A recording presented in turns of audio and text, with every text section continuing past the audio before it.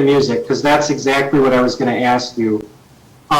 As I understand, the way that she got these documents is that you emailed them to her so that she could take that to the United States Embassy in support, but basically to explain to them, look, my husband, and just correct me if I'm wrong with this, my husband is over here in the U.S., he's on a, what were you on at the time, an H-1B? No, I'm in the OPT. What is an OBT? OPT, Optional Practical Training, basically it's a student visa. Okay, so you're still on a student visa, but as I understand at some point, you know, because you were trying to get like a couple different master's degrees, right? Yes, sir. And then at some point you fell out of status, and then you applied for H-1B a number of times and didn't get it, right? Thus, I applied H-1B when I am on the student visa. And after that, after 2017, it's never applied for anything. In 2019, and we applied for the green card. Right, when you married your wife, she was responsible for that. Yes, sir. Yeah, I just want to back up to when you were sending documents to your then wife, my client, who was in India, because as I understand, and you can elaborate on this, she needed some documents to show that, what was she trying to show with respect to your status? No, when you bring in any dependent on your visa. Okay. And you need to have an income you need to show in the US Embassy in India or any embassy. And that's the reason basically we're showing I have an income, I will support her with the food, home, and that's the prospect to... Okay, I get it now, I get it. So really immigration wants to make sure she's not going to become what we call a public charge. In other words, she's not going to end up on the dole or welfare because you're basically vouching for her. You're telling the government, hey, I've got the resources to support her, so I'm not just bringing in a deadbeat. Right? I mean, that's my way of saying it, but I'm in all respect, right? I want to make sure we're talking about the same, I'm just going to show you these, okay? I don't know if, oh wait, hold on. Okay, I got to open it first, I guess. Okay. So I'm going to, okay, where are you? There you go. Okay, so can you see that? Yes, sir. Okay, it says earning statements, ADP, and I just want to be clear, Unicorn Technologies, this place down in Georgia, this is the same uncle you're talking about that you work for now, right? Yes, sir. And he's the same guy that, I guess, owns the Sunoco that you work at? Yes, sir. And I'm sorry if I'm jumping around too fast. I see we have a period from June 1st of 2014, and then if I scroll down, it looks like they are maybe bi-weekly statements that go all the way to, I think it's, at least the ones we have, all the way to like September, around the end of September 2014. Yes, you see that there? Yes, I see. And that is your name there, deposit to the account of, right? Yes, sir. But that money never went into any account for you, is that correct? Yes, sir. Okay. I never received the money. Okay, and do you know where he got that account number then, or like, or how he got the ADAP payroll company to even create this? I never had the account ending with 9333. I did not remember, sir. Okay. Let me just ask you this, because it does show the last four digits. Yes. I will say that time that's the Chase account. I did not remember exactly. That's the Chase account number. I used to have Chase. That's the one, and then they will withdraw the money from that account. But I never used that money for my purpose. So you're saying that none of this money came to you, right? No, sir. Okay, do you have, and correct me if I'm wrong, I thought I remembered you, I know you said you got a green card. Did you ever get a social security number? Yes, sir. Okay, but this one ending in 3679, is that yours, or Which one? right here? Yes, sir, that's mine. Oh, okay, you had one back in 2014?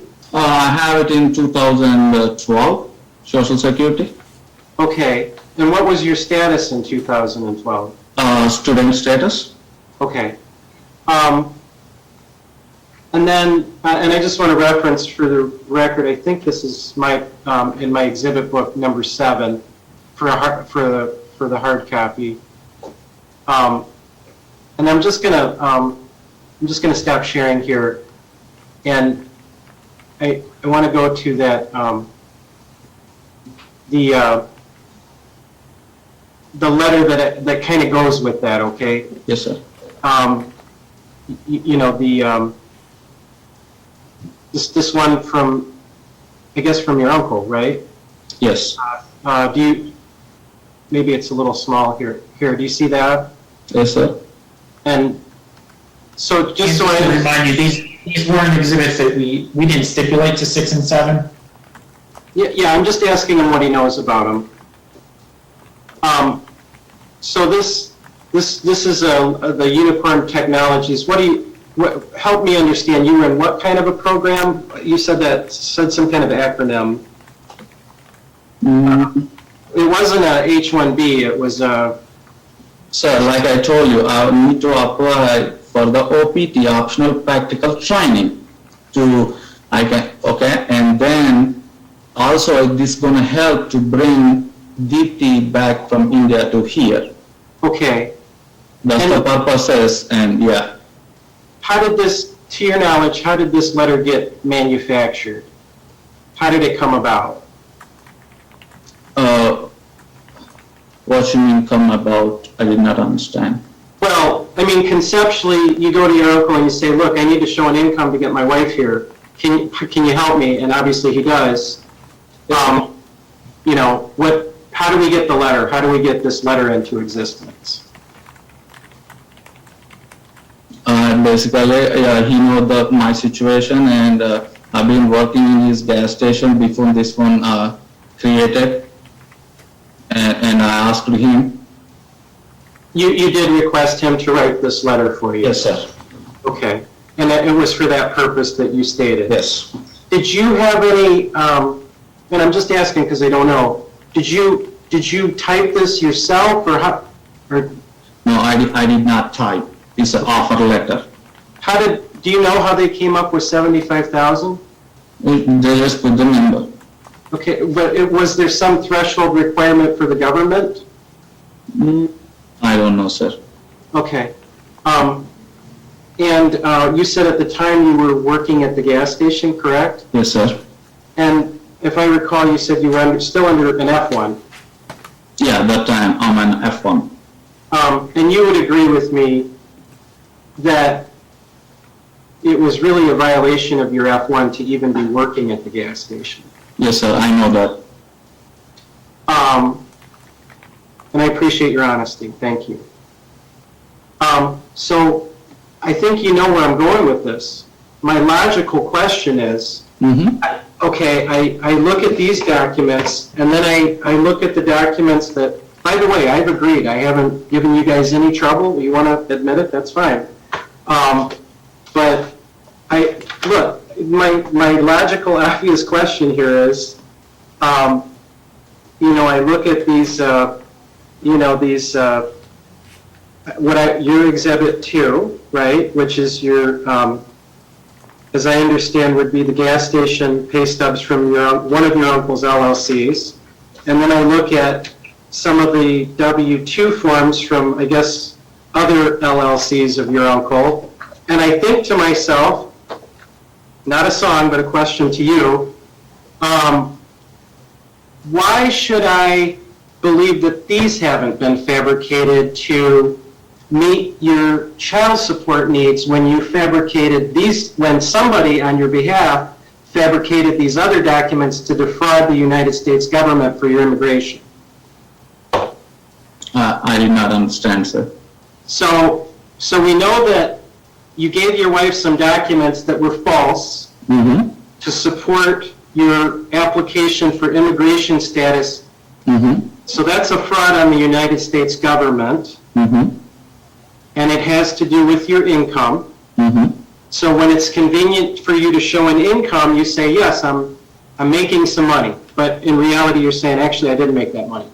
Now we get to child support in this case, and you say in your verified statement, you say in your domestic relations financial statement, and you even say in your, well, you upped it a little bit. You said throughout this case you make $600 a week at your uncle's gas station, and at some point it went up to $18.75 from $15, even though you say it went down because you had to take some trips to India because of the problems that my client was giving you. But my question is, why should we believe that these aren't fabricated designed to keep your income down for purposes of avoiding having to pay the child support? No, sir. Those not the fake ones. Those are the actual real ones. Yes, I will agree this one. I want to be, everybody, I'm going to explain, everybody come to this country with the dreams.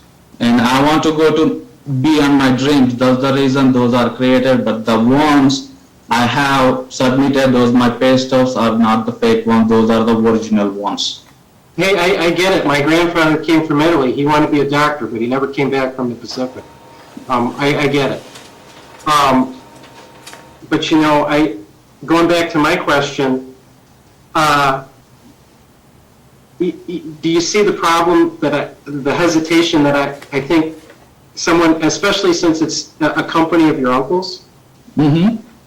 And let me ask you a few follow-ups about that, because, I looked at your exhibits, and I did obviously do my job, or I tried to my abilities, which, and I tried to scrutinize, you're familiar with going online and verifying registered agents and LLCs, and it's public record, right? Yes, sir. And I see that there's these addresses, some match up, some don't. I'll give you an example. If you look at your Exhibit 3A, I think it's from the 2020 W-2 Series Survey Investments 3, and it has an address of 2499 Highway 9. I think that's the grocery store, isn't it? Yes. Okay. But that's not the address of the gas station. But then the one that really concerned me was the 2021 W-2 from that Series Survey Investments 2 that has a Georgia address, and when you look that up in the Georgia system, it's been dissolved since 2015. No, sir. That's it. I don't know how to explain you. All I know is when he bought that store in 2012 or 2011. Yeah. 2012 or 2011, he don't have an address. He bought that one from somebody. And when he opened the corporation and he put his home address as this one. But if you can go here in South Carolina, Secretary of State, if you put Sri Sai and that still comes up, basically he put whatever the notices from Department of Revenue or United States Treasury, it goes to his home. It won't come to the store. That's the reason he put the address up there and he never changed it. Gotcha. Yeah, I appreciate your